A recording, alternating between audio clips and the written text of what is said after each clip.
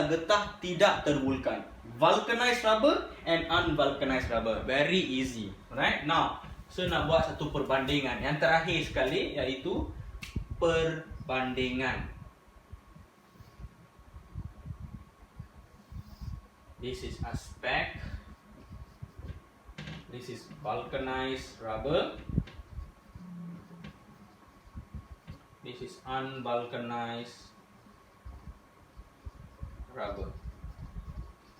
Jangan takut. Apa itu unvulcanized rubber? Unvulcanized adalah rubber yang biasalah. Kita tak tambah lagi. Okey, yang pertama kita panggil dia punya melting point. Melting point maksudnya dia punya takat lebur. Apa akan jadi pada takat lebur kalau kita tambah? Takat lebur dia meningkat ke menurun? Takat lebur dia akan meningkat. Ya, the melting point higher, high melting point. Kalau high melting point, kenapa? Why is this high? Because the presence of sulfur. The presence of sulfur increases the melting point. When the melting point increases, it becomes harder to melt. Dia tak akan melebur dengan mudah. Harder to melt. Yang ini low melting point. Kalau dia low melting point, kita bagi panas sikit, dia melebur. Right? High, low. Next, elasticity.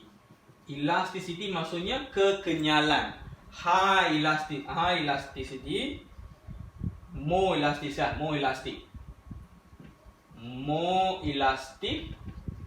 And this one less elastic. Okay, cikgu nak tanya, kenapa dia more elastic? Again, the answer is vulcanized rubber is more elastic because the presence of the cross-linked sulfur. Cross-linked sulfur prevents it from sliding or slipping past on each other.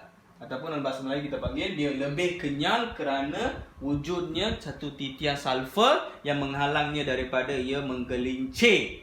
Jadi, kalau dia ada titian, dia boleh lebih kenyal.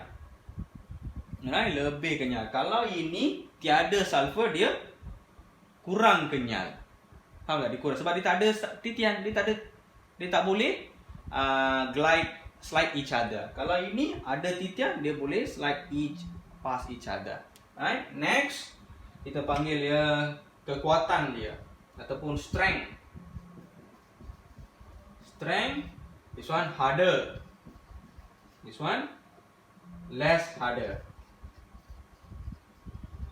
Why it is harder? Because again, there is a presence of the cross-linked sulfur. Make it more harder. And then the last one is resistant to heat. Resistance to heat. Maksudnya dia tahan apa tak? Very high resistance lah. More heat resistant. More heat resistant. This one less heat resistant.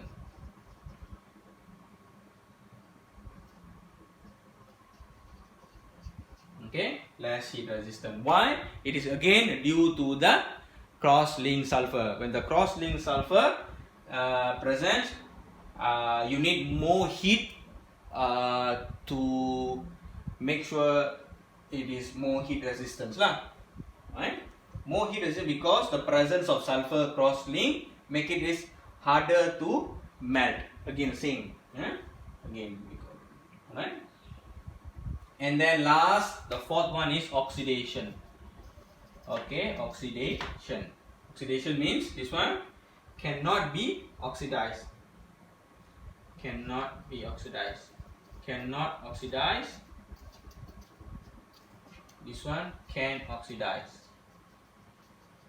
Okay, yalah, dah ada sulfur ke, dia tak boleh oxidize. Okay, now saya ulang balik. High melting point for vulcanite because the cross-link is over there. When there is a cross-link sulfur cross-link, therefore the melting point increases. When the melting point increases, it becomes harder to melt.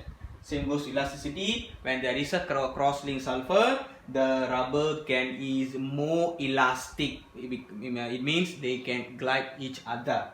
Strength, because of the sulfur, it becomes more harder because there is a sulfur cross-link. resistant to heat, the same thing. When there is a sulfur cross-link, it becomes resistant to heat, and then it becomes harder to melt. And oxidation cannot oxidized because the presence of sulfur. Yani can oxidize. So I hope you can memorize this. The most important is melting point, elasticity, strength, resistance, oxidation. Please make sure you understand this. I think that's it for today's lesson. So there are three things we have learned today. One is the natural rubber, and then we learn about coagulation of latex, and then third one is vulcanized rubber and unvulcanized rubber. Once we finish this lesson, we will meet in the Google Meet to discuss. If you have any questions, we can discuss. And then after we finish discussion, sir will upload the questions, alright? The questions regarding carbon compound. Hope you can do and reply the answers to sir. Right? Thank you.